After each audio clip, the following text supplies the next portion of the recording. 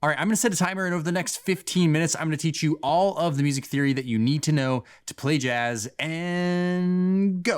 All right, so let's take a look at this popular jazz standard called My Shining Hour.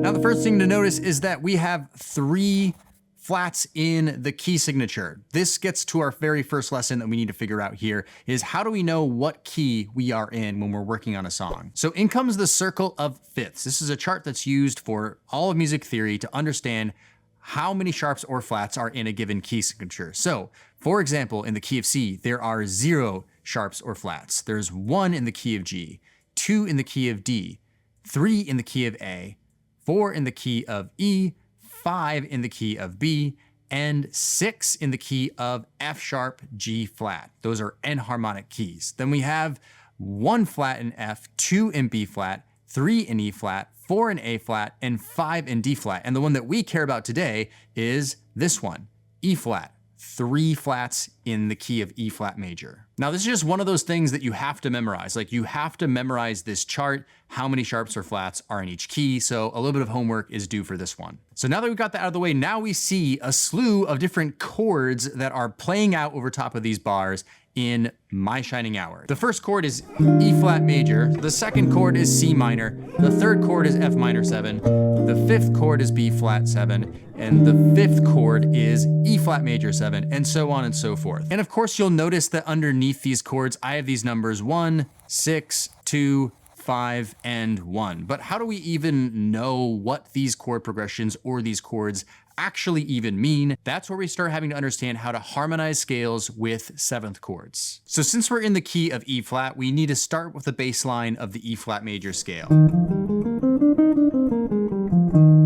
But our goal here is we need to start building chords out of each one of these scale degrees. And so in order to do that, we need to stack thirds on top of each one of these scale degrees. So first we'll go to the most basic kind of chord, which is a triad. So after we're done stacking 2/3 on top of the original scale tone, we end up with an E flat, an F minor, a G minor, A flat, B flat, C minor, D diminished, and E flat. But in jazz, the triad is actually not the chord that we are most often using. The most common and basic chords in jazz are 7th chords, which means we have to stack another third on top of those triads. And when we do that, we end up with this result. E flat major 7, F minor 7, G minor 7, A flat major 7, B flat 7, C minor 7, D half diminished or minor 7 flat 5, and then back to E flat major 7. And then of course what we want to do is assign a number to every single one of these. The E flat major 7 is the 1,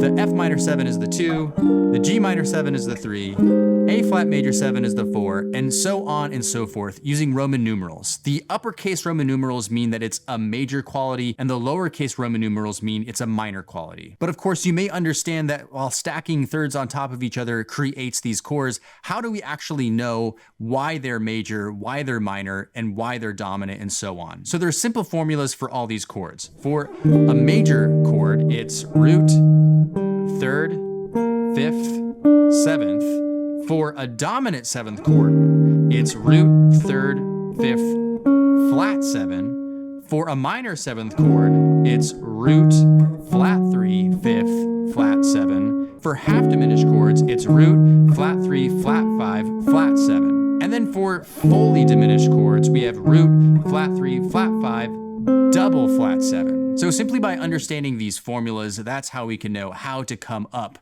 with these different chords. So now we can look at My Shining Hour a little bit differently. We now see that E flat major 7 is the 1 chord. We know how we got there. C minor 7 is the 6th chord. We know how we got there as well. F minor 7 is the 2. B flat 7 is the 5 chord. And E flat major 7 is the 1 chord. But here comes the twist. The next bars are color-coded in red, and that is because we're going into what we call the relative minor key, which is C minor. So looking back at our circle of fifths, you'll notice that underneath all of these chords, there's A minor, D minor, G minor, C minor, and all of these represent the relative minor keys. So relative keys is where we have a major key and a minor key that both share the exact same key signature. In other words, the notes are exactly the same, just starting and ending on a different place. So in our particular case, E flat major is the relative major to C minor, and C minor is the relative minor to E flat major. Now, of course, you could memorize all of these through the circle of fifths, but another way to think about it is think about the E flat major scale and figure out what is the sixth tone of that scale. In this particular case, it is C, so now we know that C minor is the relative minor to E flat. Or if you're starting with the minor scale, such as the C minor scale, you want to look at what the third tone of that scale is, which is E flat. So E flat is the relative major to C minor. So looking back here at my shining hour, we have a D minor 7 flat 5 chord. We have a G7 chord, in this case an altered chord, but don't worry about that for now.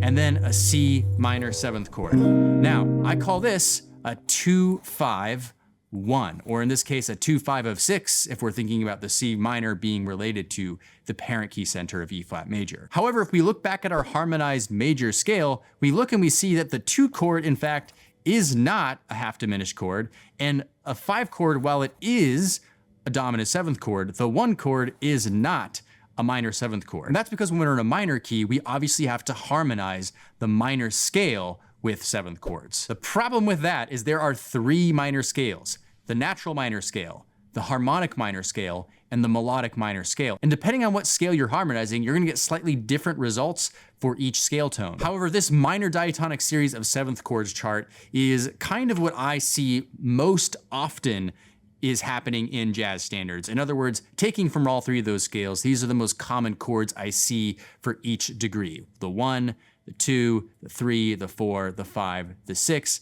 and the 7. So this top line here is not a scale, these are just the bass notes, but then the quality is underneath. So we have a C minor 7, a D minor 7, an E flat major 7, an F minor 7, a G7, an A minor 7 flat 5, and a B flat 7, representing the more common chords used in jazz standards in minor keys. All that being said, huge disclaimer, please go through and harmonize all 3 of those scales that I mentioned, because they aren't always going to be like this. There are discrepancies, so you have to do your homework and understand what the variations of these can be. So now continuing through my shining hour, we have a C minor 7, an A minor 7 flat 5, which is a 6 chord, then again the 2, the 5, back to the 1, and then we eventually, further on to the song, go into the key of A flat major, which is the 4 chord of E flat major. And we approach this with a 2-5-1.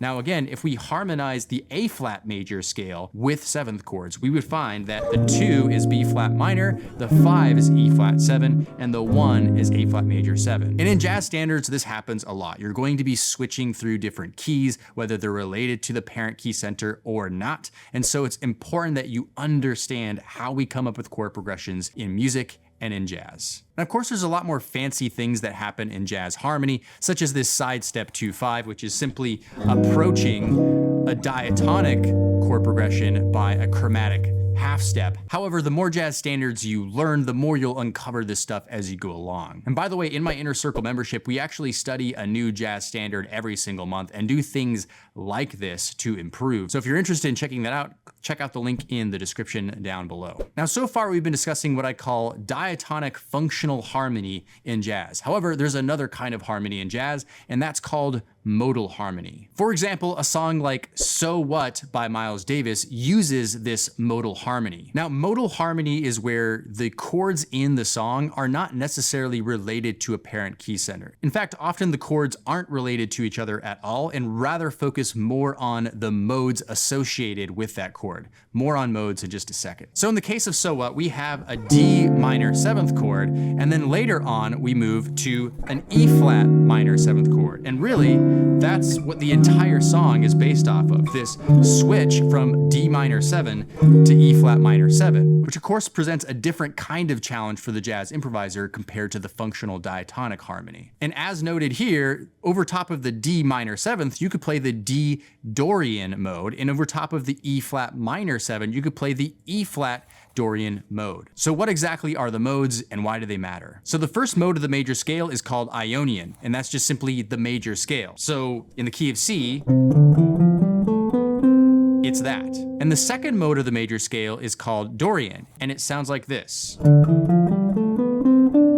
Now, modes seem really intimidating because they have these fancy names like Ionian, Dorian, Phrygian, Lydian, Mixolydian, Aeolian, and Locrian. However, the concept of modes is surprisingly simple. Basically, if we start and end a major scale on the first degree, it's called Ionian. If we start and end it on the second degree, it's called Dorian. If we start and end it on the third degree, it's called Phrygian. If we start and end it on the fourth degree, it's called Lydian. The fifth is Mixolydian. The sixth is Aeolian. And the seventh is Locrian. So in other words, simply starting and ending the C major scale on different scale degrees creates these different modes. And while they might sound a little bit different, they're all really just playing the exact same notes that are within the major scale. So when we look at a song like So What, and we see that that D minor 7 is based on the D Dorian, we realize that D is the second tone of the C major scale. So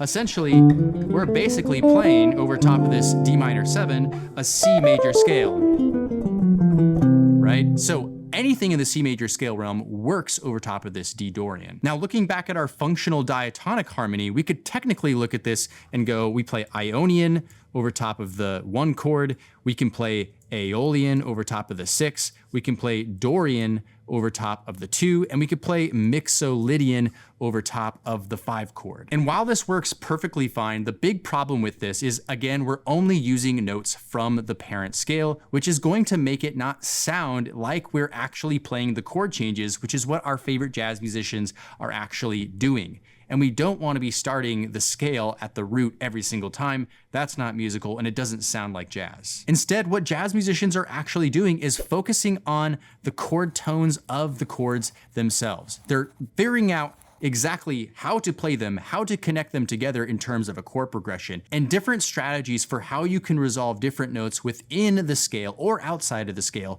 to these chord tones. So with that in mind, if we want to start becoming better jazz improvisers and learning how to actually solo on top of these chord progressions, then we need to get good at strategies for resolving to these chord tones. So I have a video on the screen right now called How to Create Killer Jazz Solos Using Chord Tones. It's gonna really help you out, so click on that video next. Of course, if you like this video, be sure to like it, and of course, subscribe to the channel if you've never subscribed to the channel before, and we'll see you in the next one. Cheers.